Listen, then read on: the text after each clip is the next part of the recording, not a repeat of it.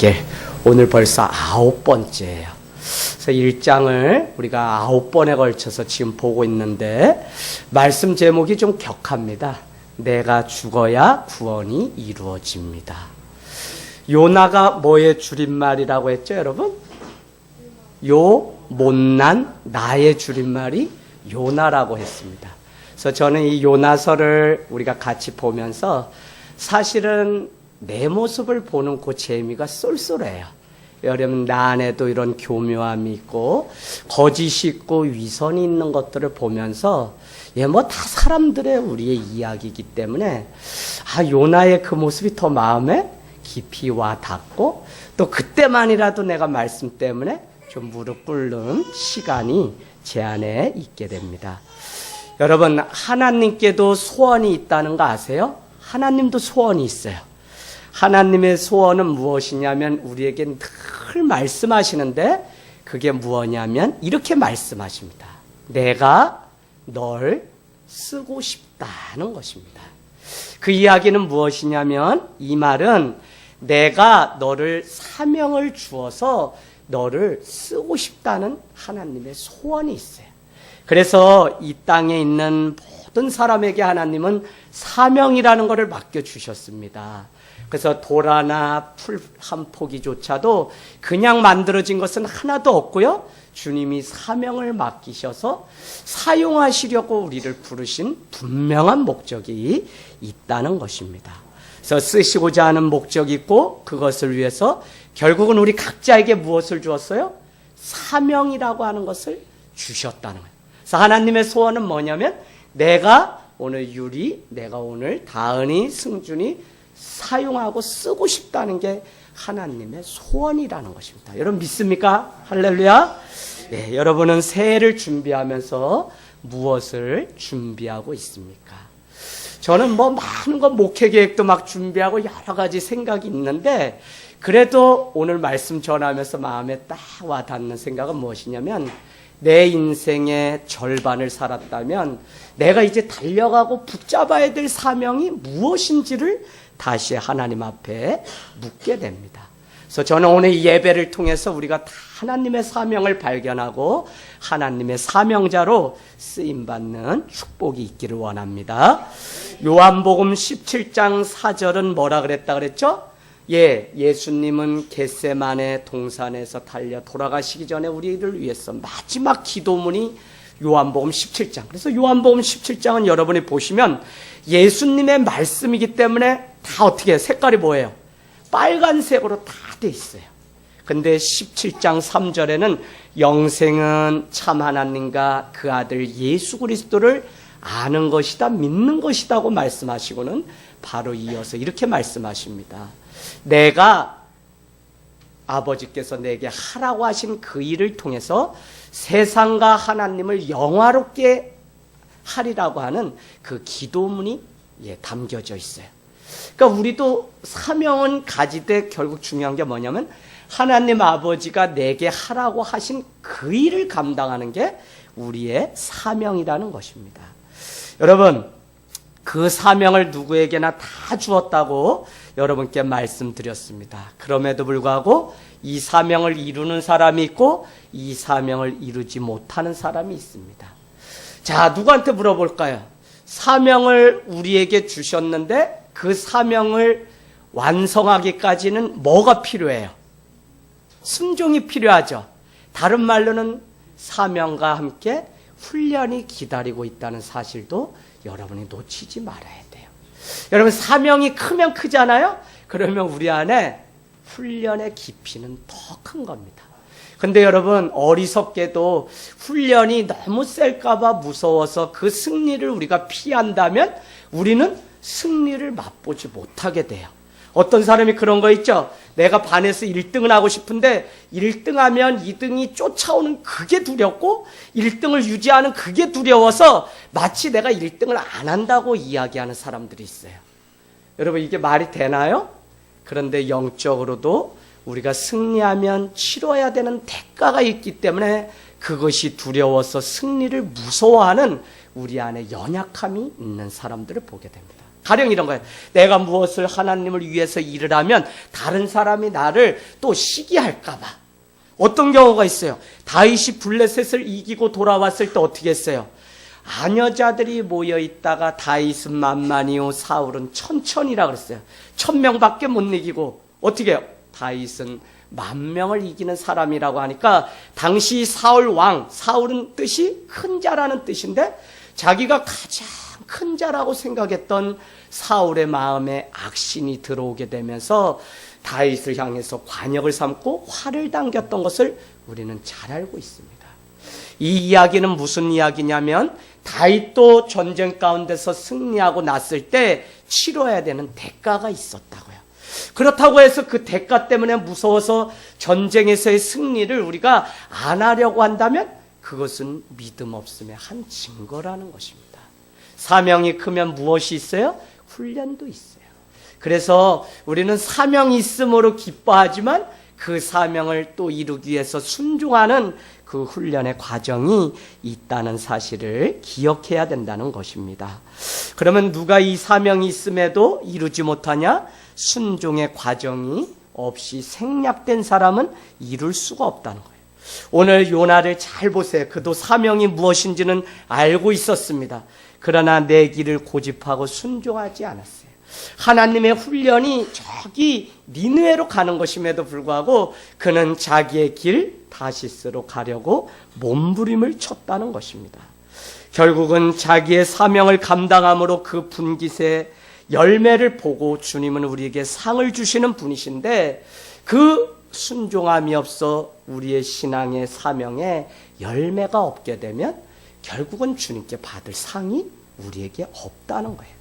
그래서 알면서도 순종하지 않게 되면 결국 요나는 어떻게 됐죠? 세상의 조롱거리가 됩니다. 요나는 믿지 않는 배의 사공들로부터 너는 어디서 왔고 어디 출신이고 어디 사람이냐라고 물었더니 9절에 보니까 나는 히브리 사람이고 땅과 바다와 하늘을 만드신 천지를 만드신 하나님을 경외하는 자라고 스스로 이야기합니다. 그랬더니 배의 사공들이 각자의 신을 믿을 정도로 하나님을 모르던 그 이방인임에도 불구하고 그들이 뭐라고 이야기하냐? 우리가 배가 난파되고 큰 파도가 치고 폭풍이 인 게 바로 당신 때문에 하나님이 진노하여서 바로 당신이 여호와의 얼굴을 피하여서 이와 같은 일이 일어났군요 라고 하면서 뭐라 그러죠? 차라리 하나님께 구하십시오라고 그렇게 조롱을 당하는 일들이. 여러분, 그래서 믿는 우리는 사명을 놓치는 순간 썩게 되고 세상의 조롱거리가 돼요. 유리야, 쏙쏙 잘 들어오니 오늘도? 이해되지? 네, 우리 유리. 자, 그래서 사명이 있다면 훈련을 통해 순종함으로 그 사명을 우리가 이뤄내는 열매를 보는 그 신앙이 너무나 중요하다는 것입니다. 사명도 여러분, 제가 가만히 보니까 하나님의 은혜를 사모하는 자만이 감당할 수 있습니다. 우리가 많이 배우고 많이 가르쳐도 순종이 없으면 결국 사명 감당하는 그 자리에 나오지 못하게 돼요. 말은 우리가 앞설 수 있지만 순종과 헌신이 없게 되면 결국 축복의 자리를 우리가 놓치게 돼요. 그래서 하나님이 우리를 자꾸 버린다고 우리는 생각하잖아요. 우린 그런 하나님으로 생각해, 그죠? 그러나 주일날 여러분이 말씀 보아서 아시다시피 떠난 그 아들도 주님은 동구밭까지 나와서 기다리시는 하나님입니다. 그래서 하나님이 뭐 못하면 벌 주고 막 이런 공식이 아니라 하나님은 우리를 늘 품으시고 우리를 사랑하시는데 결국은 사명과 그 자리를 떠나는 게 누구냐면 우리가 떠나는 거예요. 그래서 제가 여러분께 이렇게 말씀드렸죠. 내가 교회와 집이 멀리 떨어져 있는데 집이 먼 건가요? 교회가 먼 건가요? 라고 제가 질문 드렸어요. 정답은 뭐였어요, 권찰님? 내 집이 먼 거예요. 그 이야기는 무엇이냐면 내 중심이 정말 교회고 내 중심이 하나님께 있다면 교회가 먼 게 아니라 내 집이 먼 거예요. 하나님이 나를 버리고 떠나가신 게 아니라 내가 하나님으로부터 떠나왔다고요. 그래서 우리는 사명을 감당하지 못하는 거예요. 그래서 여러분, 계속적으로 여러분이 축복의 그 자리에 나가기 위해서 내게 주신 그 사명을 감당하는 은혜가 있기를 원합니다. 사명은 재미있어요. 지금 하지 않으면 안 되는 게 바로 사명입니다. 그래서 우리가 나중에 하겠다고 말하지만 작은 순종의 훈련을 통해서 사명은 이루어지는 것이기 때문에 때와 장소와 환경을 초월해서 하나님 앞에 그 사명자의 자리를 늘 나가야 돼요. 그래서 하나님은 사명 감당하지 않는 것을 불순종으로 보시고 오늘 요나를 축복의 통로로 사용했어요? 재앙의 통로로 사용했어요? 재앙의 통로로. 요나의 불순종이 어떻게 했죠? 오늘 1절, 2절 아미떼 아들 요나에게 주의 말씀이 임하였는데 저 큰 성읍 니느웨에 가서 어떻게 뭐라 그랬어요? 2절에 중요하다 그랬죠? 일어나 가서 외치라고 하는 그 사명 세 마디를 순종하지 아니함으로 그는 세상에 조롱거리가 되었다고요. 그 일이 결국은 어떻게 됐죠? 우리가 보니까 4절에 큰 바람이 바다 위에 내리고 바다 가운데 큰 폭풍이 일어나고 배는 거의 다 깨지게 되었고 더 큰 손해는 뭐죠? 5절에 보니까 사공들이 두려워하면서 각자의 신을 부르다 되지 않으니까 결국은 경제적 손실을 보게 돼요. 어떻게 해요? 이 물건들을, 배에 있던 물건들을 바다에 던져서 배를 가볍게 해요. 근데 그것으로 끝나요? 아니요. 목숨까지도 오늘 잃게 돼요. 우리가 보아서 아시다시피 오늘 15절 가보세요. 누구까지 던지게 돼요? 바다에 요나라고 하는 사람까지 던지게 되는 거예요. 그래서 우리는 이것이 무슨 의미가 있는지를 우리가 오늘 같이 보려고 합니다. 여러분은 여러분의 사명을 발견했나요? 겸손한 자가 하나님의 사명을 끝까지 순종하며 걸어갑니다. 분명한 것은 사명을 믿음으로 시작해놓고 마치는 것은 사명으로 은혜로 감당하지 않을 때가 우리에게도 있다는 것입니다. 여러분 에베소서 6장 18절로 가보세요. 에베소서 6장 18절. 제가 올해 이 말씀을 우리 표어를 마치면서 한 가지를 내가 빼놓았구나라는 것들을 발견했어요. 에베소서 6장 18절. 우리 신약입니다. 에베소서 6장 18절. 그리고 표시하고 우리 같이 한 목소리 읽겠습니다. 시작.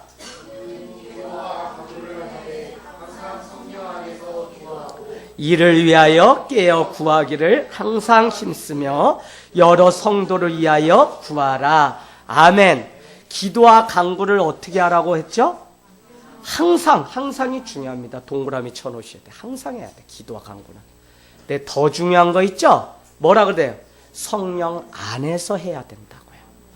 여러분 제가 사명 감당하고 은혜 감당하고 많은 것들 감당하면서 기도하잖아요 우리가.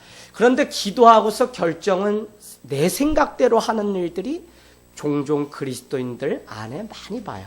마치 기도하고 간구한 것이 내가 하나님 앞에 무엇인가를 했기 때문에 이제 결정은 하나님 분명히 그냥 어떻게 하든지 다 들어주실 거다 해서 결정은 기껏 기도하고서 내 마음대로 결정하는 일들을 많이 봐요. 그래서 여러분 우리 표 앞에 뭐가 들어가야 돼요? 성령 안에서 기도하고 말하십시오. 성령 안에서 기도하고 결정하시고 성령 안에서 기도하고 봉사를 해야 됩니다. 이게 되지 않으면 내 열심, 내 간구로 그 일을 마칠 때. 그래서 여러분 반드시 성령 안에서 주님의 마음을 읽고서 살아가는 게 우리 마음 가운데 너무 중요한데 사명도 기도가 있어야 되는데 그 기도가 성령 안에서 항상 해야 된다고요. 그러면서 뭐라고 얘기하냐면 항상 성령 안에서 기도하고 이를 위하여 깨어 구하기를 또 어떻게 해요? 항상 힘쓰라고요. 그러면서 여러 성도를 위하여 구하라고 그렇게 우리에게 권면하고 있습니다. 여러분 하늘 땅 교회에게도 사명이 있어요. 지역을 세우고 지역을 치유하고 우리 지역 속에 들어가서 영혼들을 살리는 일을 해야 되는데 너무 많은 사명들이 우리에게 있어요. 그런데 더 큰 사명은 뭐냐면 하늘 땅 교회는 24시간 문을 열어놓고 지역을 위해서 이 나라 이 민족 열방을 위해서 기도하고자 하는 사명이 늘 제 마음 가운데 있고 어떻게 가든지 하늘 땅 교회는 이 지역의 가운데 틀어막고 우리 어디에 나와 있죠? 이사야서입니까? 무너진 성읍을 가로막고 서서 기도할 자가 지금 필요하다고 하는데 우리가 그 무너진 이 오산을 가로막고 서서 대한민국을 가로막고 서서 우리의 가정을 우리의 기업을 가로막고 서서 우리가 기도해야 되는 사명이 우리 교회 안에 있는 줄로 믿습니다. 여러분 중요한 거 사명은 바로 왜 중요하냐? 우리 신앙과 직결됩니다. 사명이 있다, 사명을 이룬다, 못한다는 것은 사실은 우리 신앙의 문제랑 관련이 있어요. 우리는 내가 바쁘니까 못한다고 생각할 수 있지만 그러나 사명자는 사명이 먼저이기 때문에 그 자리를 기꺼이 떠날 수가 있어요. 여러분 사명이 우리에게 있으면 내가 덜 먹고 덜 힘들고 더 힘들어도 우리는 그 사명자의 자리에 서기를 주저하지 않아요. 우리가 많은 이유, 많은 우리가 그런 것들이 있지만 사실은 사명이 내 삶 가운데 먼저 돼서 사명을 내가 기준으로 삼고선 살아가느냐가 너무 중요해요. 우리는 이것이 되질 않으면 우리는 세상 흘러가는 대로 살아가게 되고 그때마다 우리의 중심과 경외함이 여호와께 있지 않기 때문에 우리는 또 낭패를 보면서 좌충우돌하면서 세상을 살아가요. 지금까지 저도 목회자로 살면서 여기까지 빚어지기까지 내가 하나님 앞에 뜻을 다니엘서 1장 8절과 같이 아무리 고레스왕이 나에게 산의 진미를 베푼다고 해도 내가 뜻을 하나님께 정하는 그 일을 먼저 하고 그래서 내가 도저히 내 입에 그 포도주를 먹지 아니라고 하는 그 결단이 뜻이 정해지지 않으면 다니엘도 먹을 수가 있다고요. 그러니까 뭐가 중요하냐면 사명이 있다면 우리는 그 사명을 이루기 위해서 하나님 앞에 분명하게 뜻을 정하는 그것이 있어야만 사명도 이루어갈 수 있고 우리는 하나님의 일들을 감당할 수 있다고요. 오늘 이게 되지 않으니까 요나는 다시스로 도망가게 됩니다. 그의 불순종이 큰 폭풍, 큰 파도, 배가 파손되는 일들이 일어나게 되고 배의 무리들, 즉 선원들은 각각의 신들의 이름을 부르지만 점점 더 바다는 흉흉해졌다고 그렇게 말씀하고 있습니다. 11절 보세요. 바다가 점점 흉흉한지라 있죠. 13절 가보세요. 이 문제가 계속 해결되지 않으니까 요나가 완전히 하나님 앞에 두 손 들고 완전히 죽어지지 않으니까 그 배는 어떻게 해요? 점점 더 흉흉함으로 능히 못한지라. 13절 점점 더. 여러분 제가 사람의 살아가는 그 삶의 패턴을 유심히 보면 내 자신도 그렇지만 우리가 하나님 앞에 사명을 따라서 분명하게 뜻을 정하여서 살지 않기 때문에 점점 더 바다가 흉흉해서 내 인생을 갉아먹는 것들을 보게 돼요. 그러니까 오늘 우리가 해야 되는 건 뭐냐? 100% 하나님 앞에 두 손 들고 항복하고 순종하는 일 외에는 하나님의 뜻을 이 땅 가운데 이룰 수 있는 방법이 없다는 것입니다. 여러분 제비를 뽑았어요. 원인이 어디 있는지 요나가 뽑혔습니다. 그랬더니 선원들이 그렇게 얘기합니다. 차라리 가서 너의 하나님께 빌어라 간구하라고 이야기합니다. 그러나 요나는 배 밑에 내려가서 쿨쿨 잠이 잡니다. 그러다 12절로 가보세요. 12절에 가니까 결국은 이렇게 얘기합니다. 그래 내가 잘못이다. 나 차라리 저 바다에 던져. 나 죽을게. 나 죽으면 이 문제 해결되는 거 아니야. 이렇게 이야기를 하는 요나의 모습. 그래서 우리는 지난주 12절을 통해서 요나가 나 때문인 줄 아니 나를 바다에 던지라고 하는 그 말이 믿음의 말이고 그가 오늘 온전한 고백을 드렸다고 우리는 생각할 수 있지만 이 본문의 뉘앙스를 쭉 읽어보면 그는 오늘 문제의 원인, 회개해야 될 사람이 당신임에도 불구하고 요나는 그 문제의 본질을 간과해서 덮으려고 그럼 나 이 집에 내가 없으면 되네, 나 죽으면 되네요 라고 마치 사춘기 아들이 이야기하는 것처럼 나 차라리 죽여 바다에 던져요 이렇게 하면서 이 문제를 덮으려고 하는 교묘함이 있어요. 여러분 우리는 이것을 내 자신 안에서 봐야 돼요. 우리도 하나님 앞에 많은 것들 이야기하고 이유도 있고 많은 것들 우리가 이야기하고 기도하지만 결국은 여러분 기도도 그래요. 기도도 여러분이 잘 구분하셔야 되는 게 뭐냐면 그냥 기도할 게 아니라 내가 그냥 죽었다고 순종하고 주님 앞에 손들면 되는데, 물론 그게 되지 않아서 나 죽여주세요 하고 우리가 기도를 하지만, 결국은 우리가 기도하는 많은 기도의 내용들은 우리가 죽지 않겠다고 하나님 다른 방법이 없습니까? 라고 간구하고 기도하는 내용들이 더 많아요. 나 기도했다, 나 뭐 했다고 우리는 믿음으로 했다고 이야기하지만, 사실은 하나님이 볼 때는 얼마나 교만하고 죽어야 될 자기는 손들지 않고 하나님 앞에 와서 간구했다고 말하는지 하나님은 다 그것을 보신다고요. 오늘 요나가 그런 거, 요나가 나 때문인 줄 알고, 어디 나와요? 12절 끝에 보세요. 나 때문인 줄을 내가 아노라.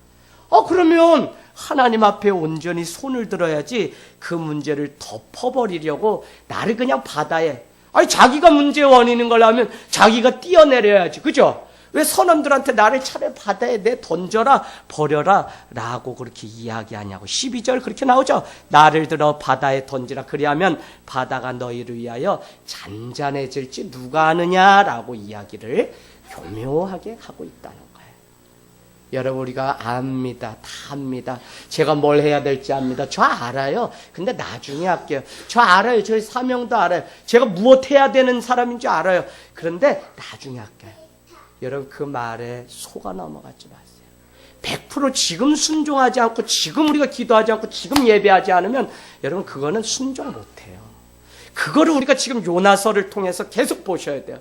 하나님은 나중에 시킬 일은 따로 사명이 있고요. 지금 이 작은 일의 사명을 감당하고 순종해야만 하나님 우리에게 더 큰 사명을 계속적으로 맡겨서 결국은 열방을 품을 수 있는 아버지의 마음을 우리에게 주신다니까요. 우리가 얼마나 신앙에 있어서 정확해야 하는지 모릅니다. 거짓된 자아와 거짓 그 겸손에 빠져서 겸손을 가장한 교만이 요나에게처럼 우리에게도 있을 수 있어요. 그래서 우리는 오늘 요나를 우리에게서 제거하는 일들을 해야 됩니다. 여러분, 하나님이 우리가 신앙생활을 하면 어려서는 여기까지 이렇게까지 막 가도 그냥 하나님이 다 이해해 주세요. 그래서 계속 은혜 주시고 다 은혜 주세요. 근데 어느 때가 됐는데 내 자신이 하나님의 은혜와 기쁨을 더 누리지 못하고 내가 늘 흔들리는 삶을 살아가고 있다면, 그때부터는 뭐를 제거하는 작업을 반드시 해야 되냐면 내 안에 그동안 내가 쌓아놓았던 교만의 찌꺼기를 버리는 작업을 해야 돼요. 이거는 신앙생활하고 3, 4년 있으면 벌써 그 작업을 하지 않으면 여전히 내 안에 상처라는 이름으로 나의 교만을 위장해서 덮으려고 하고, 여전히 상처라는 그 이름으로 나의 자아를 덮으려고 하는 그런 본능이 우리에게 있어요. 여러분, 이해되시죠? 이게 무슨 이야기인지. 있어요, 여러분. 그래서 우리는 우리 안에 있는 그 교만을 걷어내는, 그러고 나야 다음 채우는 작업들이 다시 돼요. 그래서 채움의 영성과 비움의 영성이 기독교 안에 있는데, 처음에는 하나님이 어리니까 우리에게 자꾸 은혜를 주세요. 그래서 막 하는데 나중에 언젠가는 더 이상 이 말씀이 들어오질 않아요. 그리고는 예전 모습으로 다시 가요. 그래서 내 안에 갑자기 그냥 이 화가 나오고 내 그냥 모난 성격들이 드러나고 하기 시작해요. 그러면 그때 여러분은 반드시 아셔야 돼요. 버릴 것이 있는 사인을 이제 보여주세요. 그래서 진정으로 텅 빈 비움의 영성이 돼야만 그때부터 정말 하나님은 지금까지 주셨던 은혜 그 이상의 것들을 이제 채우시고 우리를 축복하시는 일들이 있어요. 이 과정들을 우리가 겪지 않으면 우리는 계속 하나님의 은혜는 자꾸 오고 축복은 오는데 우리가 오히려 비우지 못해서 채우지 못하고 살아가고, 여기 안에는 결국 사람을 죽이고 도적질하고 하는 그 분노와 그 것들이 우리를 눌러서 더 이상 하나님의 은혜 가운데 나가지 못하게 하는 모습들을 보게 됩니다. 여러분, 주일에 말씀드린 것처럼 둘째 아들처럼 무엇인가를 해서 결과물을 가져오기를 바라는 게 아니라 부족하여도 진실된 마음으로 주님은 나오기를 원하고 그 마음에 우리에게 은혜를 채우시고 축복을 채우세요. 그래서 우리는 너무 중요해요. 예수님과 세례 요한이 이 땅 가운데 와서 했던 사역은 다른 것이 아니라 무엇이죠? 회개하라, 천국이 가까이 왔느니라는 사역입니다. 그럼 반드시 우리가 회개를 그냥 뭐 물가에 이렇게 젓는 정도가 아니라 완전히 두 손 들고 주님 앞에 콧물 눈물 다 흘리면서 회개를 정말 경험해 보셔야 돼요. 그러고 나면 내 자신이 아무것도 아닌데 내가 그동안 내 힘으로 살았던 이제악의 모습을 보게 된다니까요. 그때 완전히 한번 비로소 완전히 고꾸라지게 되고, 그 다음부터는 하나님 앞에 고집쓰고 내 뜻대로 살아가는 게 두려워지기 시작해요. 그 과정을 온전히 겪어야만 우리는 주님의 그 사명을 감당하며 비로소 나갈 수 있다는 것입니다. 여러분, 사명이 분명하지 않으면 아무리 세상에서 열심히 산다고 해도 이미 그 삶의 방향이 주님께로 정해지지 않았기 때문에 우리는 열심히 살면 살수록 오히려 그것이 문제가 돼요. 이야기는 뭐냐면 우리의 이 신앙의 문제는 사명의 문제고, 신앙의 문제는 마음의 문제고, 마음의 문제는 결국 무엇을 바라보고 사느냐의 문제예요. 그래서 이 사명이 있으면 주님을 바라보고 날마다 사는데 이것이 분명치 않아요. 사명이 분명치 않아요. 기업의 사명이, 우리 가정의 사업이, 우리 아이의 사명이 분명치 않으니까 부모는 자꾸 아이를 죽이는 거예요. 이 아이를 하나님이 쓰실 사명이 있는데 우리는 자꾸 세상적인 가치관으로 용아야 너 1등 안 해, 이 녀석 올백 맞아야지, 너 이거 뭐야, 이렇게 우리는 자꾸 자녀를 내 뜻대로 세상의 가치관으로 양육하고 키우려고 하는 욕심이 생긴다는 거예요. 그래서 저는 오늘 사명이 우리의 신앙과 직결됩니다라고 할 때 이 신앙은 예수 그리스도를 향한 분명한 방향이 신앙이기 때문에 방향의 문제입니다. 그래서 우리는 늘 보아서 알시다시피 주일에도 했지만 둘째 아들처럼 조급함으로 우리가 잘못된 방향으로 가지 마세요. 먼 타국에 그곳에 행복이 있는 것 같지만 그 방향으로 가면 그건 예수가 없어서 불행만 한다고요. 그냥 주업 열매도 먹지 못하는 그 신세로 떨어지게 돼요. 그래서 사명이 아버지 품으로 돌아와서 아버지의 일을 하는 것을 드디어 알게 되니까 품꾼으로 돌아와도 그 아버지는 그를 위해 가락지, 신발, 송아지 다 준비해서 잔치를 하는 것들을 우리가 보게 됩니다. 여러분, 세상의 말들을 따라 움직이지 마십시오. 오늘 요나는 주의 말씀이 임했을 때 그는 도망갔어요. 순종하지 않았어요. 그래서 다시스로 가려고. 그런데 더 요긴한 것은 3절에 보니까 마침 다시스로 가는 뭐가 있었다고요? 배가 있었다는 거예요. 어디 내려갔더니 요빠라고 하는 지중해 그 항구에 내려갔더니, 아이고 요나야, 너 니네 가기 싫구나. 품삯 조금만 줘. 나 너 데리고 저기 멀리 내가 완전히 반대 다시스까지 데려다 줄게. 사람들은 그렇게 우리를 유혹한다고요. 그러나 우리가 사명 때문에 그것을 끊고 사명 때문에 하나님께 주파수를 맞추고 있어야 돼요. 여러분, 우리가 세상에 많은 말인데 주파수가 늘 주님께 맞춰져 있어야 돼요. 그렇지 않으면 순간 우리가 무너져요. 아무리 신앙을 이렇게 쌓았다 그래도 순간 무너져요. 목회자는 저도 그래요.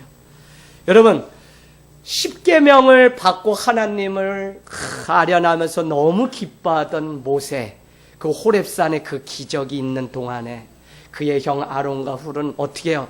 그 백성에게 주파수가 맞춰져 있어서, 아니 우리를 위해서도 여기 눈앞에 보이는 우상 뭐 믿을 만한 거 없습니까? 우리를 뭐 얘기하면 뭐 그냥 이렇게 지켜줄 만한 뭐 없나요? 차라리 우리를 위해서 금송아지 만들어주세요.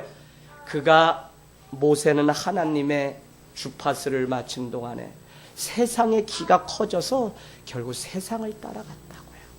여러분, 왜 예배가 성공해야 됩니다. 한 번 예배, 한 번 빠질 수 있죠. 한 번 빠진 게 두 번 분명 빠져요. 세 번 빠져요. 영영이 예배 자리 못 나와요. 그래서 한 번 드리는 일이 계속 드리는 게 어려운 것 같지만 그게 은혜라니까. 이게 은혜예요. 저는 우리 권찰님이 막 이 시간 사모하는 거 제가 알아요. 그래서 못 오시면 영상으로라도 해서 보내드리면 그것도 꼬박꼬박 다 들으시고 저한테 또 이렇게 감사하다고 단문을 주세요. 제가 사모하는 건 아니에요.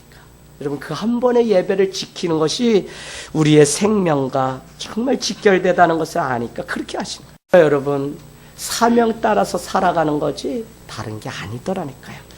여러분, 오늘 힘써서 이 사실을 모르니까 오늘 요나를 태운 그 배의 선원들은 어떻게 13절에 보니까 육지로 배를 돌리려고 몸부림쳐서 힘써서 노르죠. 인간적인 노력은 다 했다는 거예요. 어떻게 해서든지 요나를 좀 살려보려고 계산을 했던 거예요. 그러나 육지로 가면 갈수록 바다는 어떻게 됐다고요? 점점 더 흉흉해져서 그럴 수 없게 됐다는 것입니다.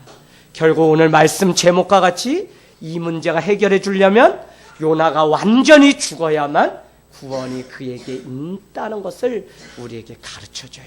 사명을 완전히 이루기 위해서 순종은 뭐예요? 내가 죽는 거잖아요. 죽는 그 과정까지 가야만 오늘 이 문제가 해결된다는 것입니다.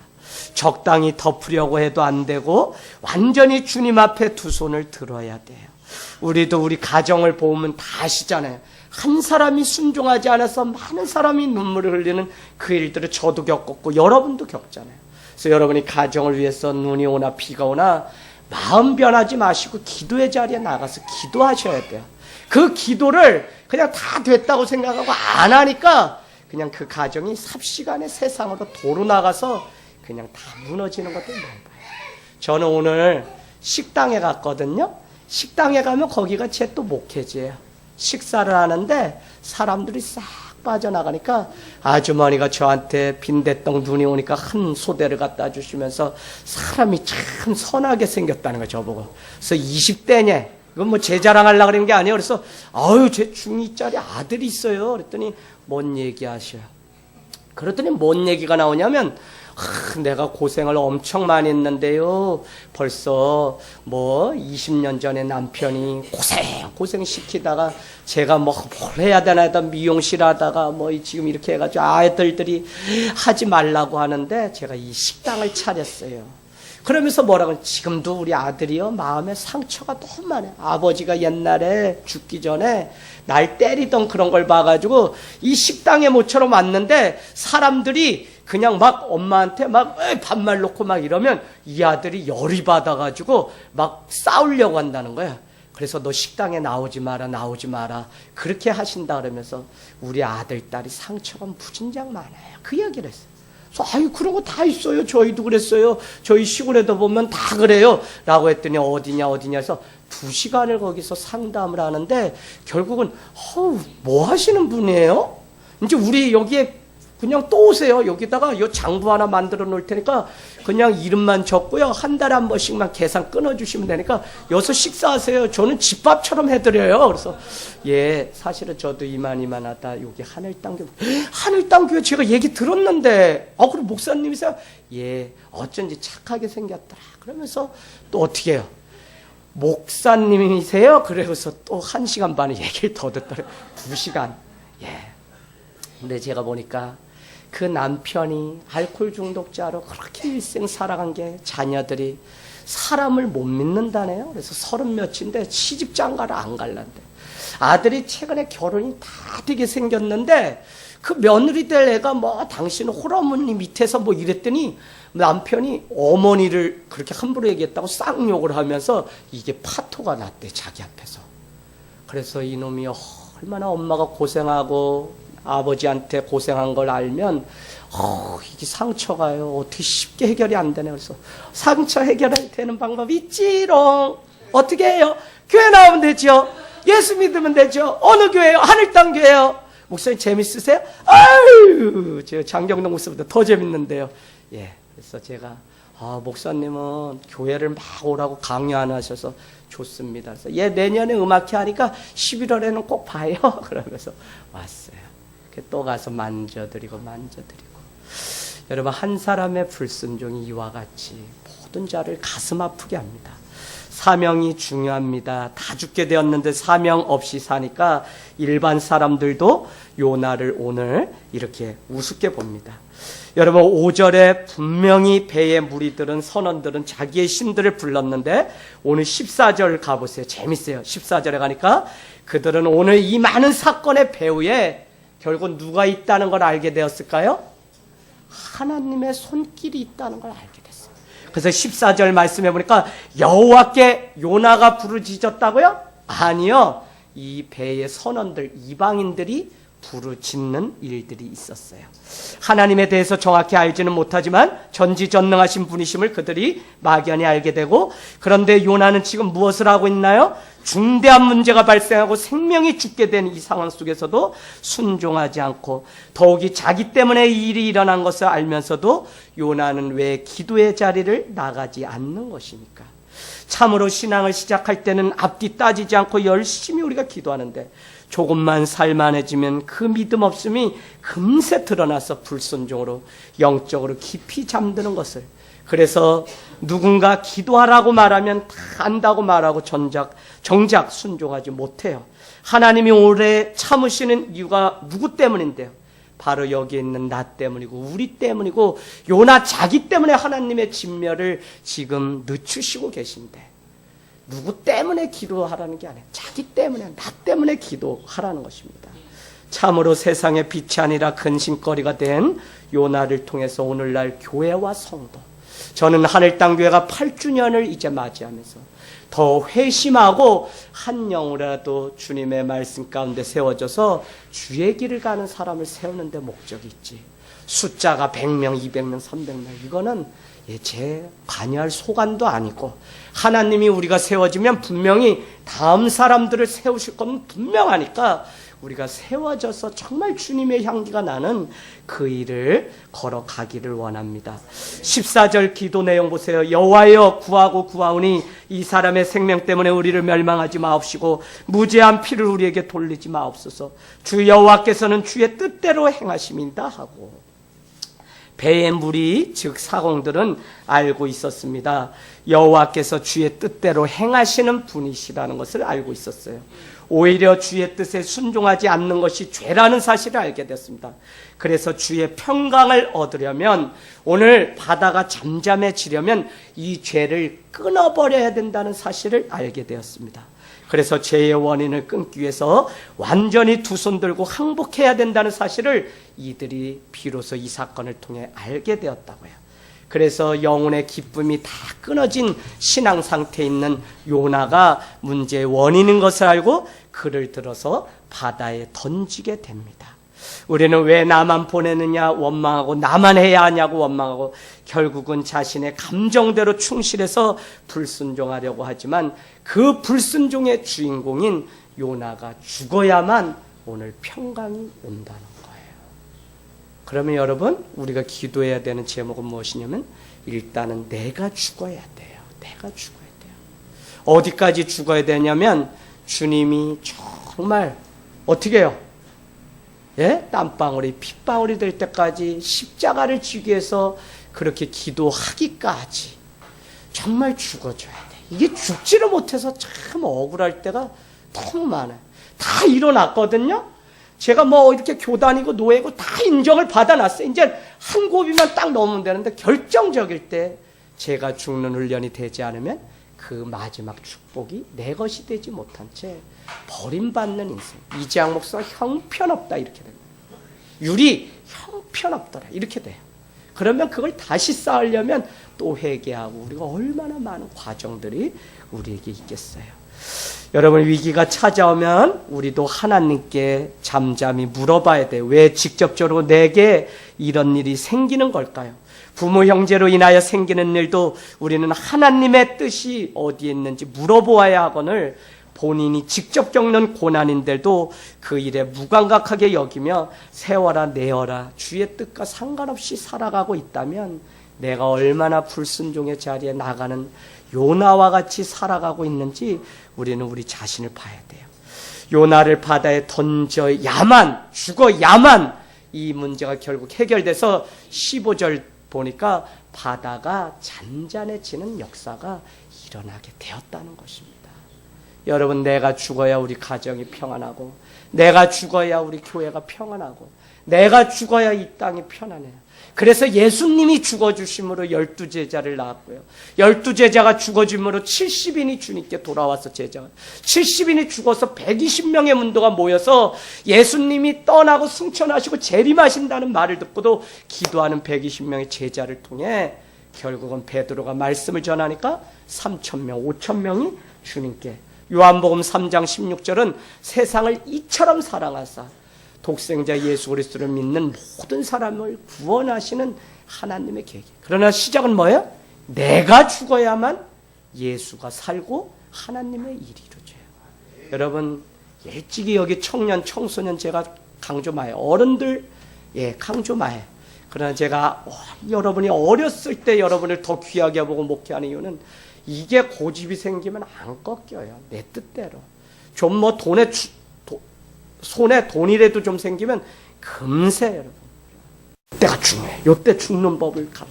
요때 우리가 하나님의 뜻을 따라서 살아가는 훈련이 되지 않으면 안 돼요. 우리 아들 목사님 뭐 아들이라고 저 아이들이 뭐 될 것 같아요. 아니요. 저 아이들도 부단히 죽어가는 훈련을 매일 해요. 매일. 안 하고 싶다고 막 그래. 왜 나만 하냐고 그 얘기는 누가 치고 마요.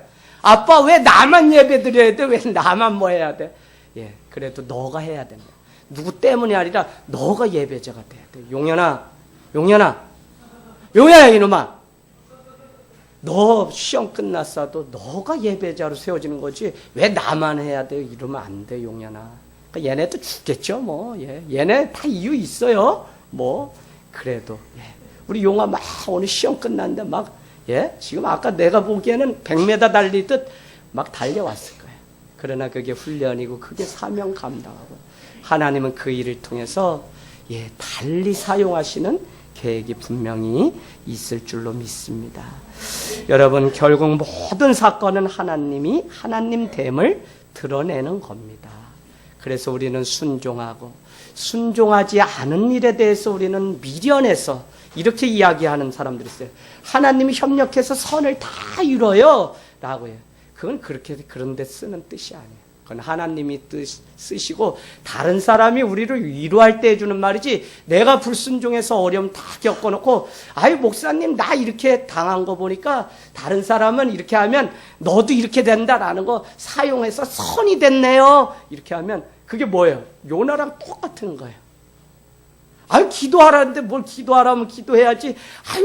아유 마음은 원이로되 육신이 고나여서 기도를 못하겠어요. 누가 한 얘기예요? 그 얘기? 예수님이 제자들한테 한 이야기인데 그걸 마치 막 우리가 하면 막 정당한 것처럼 목사님 나 기도하고 싶은데 육신이 말을 안 들어요. 저를 위해서 기도해 주세요. 막 반대로 이야기하는 경우가 지혜가 있으셔야 돼 말할 때도. 그래서 이게 요나에게도 오늘 누구의 잘못인지를 정확히 인정하지 않기 때문에 오늘 요나는 불순종해서 벌을 받은 거예요. 사명을 잃어버리고 세상으로 자기 방식대로 살아서 진노를 받은 거라고요. 하지만 그 가운데 있던 이방 사람들이 하나님의 선하심을 알게 되고 결국 하나님을 두려워 경외하여 하나님께 16절에 보니까 뭐를 드렸다 그래요? 제물을 드리고 선했다는 거예요. 오늘날 필요한 것이 바로 하나님을 진정으로 인정하고 경외하는 오늘 이 사공과 같은 어린아이의 마음입니다. 당신이야말로 정말 예배 받으실 분이군요. 내 가진 모든 것을 당신 앞에 드립니다. 이 사원들이 뭐가 있어요? 선원들이 아무것도 없잖아요. 다 바다에 던지고. 그럼에도 불구하고 그 안에 있는 것들을 준비해서 주님 앞에 드렸다고요. 여러분 예물이라는 거 여러분 헌금이라는 거 있잖아요. 예배는 예배의 뜻에 가장 중요한 게 뭐냐면 세퍼레이션. 구별됨 나눔이라는 뜻이 있어요. 홀리 거룩함이라는 게 있어요. 그래서 여러분이 같은 1,000원을 헌금해도 이거를 준비해서 구별해서 드리는 게 헌금이지 목사님 있으면 드리고 없으면 안 드리고 이거는 헌금이 아니에요 사실 여러분. 그렇기 때문에 뭘 하나 해도 여러분이 오늘 이 선원의 마음처럼 정말 내 마음을 다해서 하나님께 내 인생을 드리겠습니다 하는 그 마음이 우리 안에 있어야 돼요. 그렇게 되니까 오늘 이 사건의 2장 3장으로 가면 완전히 우리가 생각한 일이 전화위복되어서 이제 달리 결론을 말씀드리면 니느웨가 결국 이방인임에도 불구하고 하나님이 그들을 멸하시겠다고 하셨음에도 불구하고 3장 1절에서 6절에 가면 왕이 회개하고 누가 회개해서 하나님도 진멸하지 않고 그들을 구원해. 누가 돌이켰더니 누가 돌이켰어요? 요나가 돌이켰더니. 그래서 여러분 늘 한 사람이 중요해요. 그래서 제가 그런 생각이 있어요. 뭐 교인들이 이래라 저래라 뭐 하고 뭐 그래도 결국 그때마다 그냥 기쁨은 무엇이냐면 나를 죽으라는 사인이구나. 왜요? 그냥 한 교회 목회자니까 내가 죽어야지 우리 승준이가 깨어나고 깨어나는 거예요. 그러니까 어떻게 해요? 이 원리를 알기 전까지는 목회를 못 하겠더라니까. 왜요? 승질이 나서 병이 날 것 같아요. 아유, 한두 번 가르쳐 주면 됐지. 아유, 맨날 가르쳐 줘야 돼. 이렇게 되잖아요. 근데 그냥 에이, 난 모르겠다. 난 그냥 기도하고 아유, 하나님의 축복. 왜 그렇게 말씀드리냐면 여러분 결국은 오늘 말씀을 통해서 여러분이 결론 3가지 정도. 사도행전 1장 4절에 하나님 나라의 일이 어떻게 이루어지는지를 이제 사도행전을 통해서 성령을 받고 권능을 얻은 다음에 하나님의 나라가 교회와 성도를 통해 이루어지는 것들을 보여준 게 사도행전이거든요. 그러면 우리가 아까 하나님이 하라고 하시는 일을, 그 하나님의 나라의 일을 해야 되는데 그것은 사명자를 통해서 이루어진다는 거예요. 또 한 가지는 무엇이냐면 사명은 결국 왜 중요하냐? 내가 내 삶에 있어서 주인을 무엇으로 삼느냐의 문제가 사명자냐 아니냐가 갈라져요. 여러분. 사명자면 기도하고 말씀하고 예배하고 하죠. 내가 내 삶에 내가 주인이거나 세상이 주인이 되니까 우리는 주인으로. 또 사명을 감당하지 않으면 어떻게 되죠? 우리가 마태복음을 읽고 많이 보았어요. 다 있는 것마저 빼앗깁니다. 여러분 떠나면서 주인이 5달란트, 2달란트, 1달란트 맡겨놓았는데 여러분 갔다가 한참 뒤에 왔더니 5달란트 받은 사람은 어떻게 몇 달란트 남겨놨어요? 5달란트를 더 이익을 남겨서 10달란트를 주인에게 보고가고 2달란트는요. 또 2달란트를 더해서 4달란트. 1달란트 받은 사람은 어떻게 했어요? 그걸 땅에 묻어 놓았어요. 주님이 뭐라 그래요? 이 무익한 종아 라고 있는 것을 빼앗아 줬어요. 다른 사람에게. 그랬더니 그가 밖에 나가 슬피 울며 이를 가며 통곡하는 일이 있었다고 분명히 이야기합니다. 주님 그게 무서워요. 있는 것마저도 우리가 감당하지 않으면 사실은 그 다음에 하는 게 되는 게 아니라 축복의 기회를 놓치고 빼앗긴 거예요. 그 자리는 누가요? 이미 다른 사람이 또 그 자리를 감당해요. 여러분 우리가 이제 내년 준비하면서 또 사명이 우리에게 있어요. 내가 아니면 안 된다고 하는 마음으로 우리가 주님 앞에 걸어가기를 원합니다. 저는 올해 우리 교회 참 봐요. 식사하고 기도고 차량 운전, 또 밤에 주중에도 안 되면 또 막 차량 운전 서로 하려고 막 하고, 승준이도 학교 끝나고 오늘 눈이 오니까 아예 일찍 와버렸어요. 갔다가 못 나올까 봐. 그래서 일찍 와서 또 피아노 반주 다 준비하고 또 귀해 죽겠어요. 한 사람 한 사람. 그래서 그 사명자들이 모여서 하늘 땅 교회가 여기까지 그래도 온 거예요. 그래서 저는 여러분을 축복하고 여러분이 또 내년도에는 더 또 큰 사명 감당해서 하나님의 영광이 되는 은혜가 있기를 원합니다.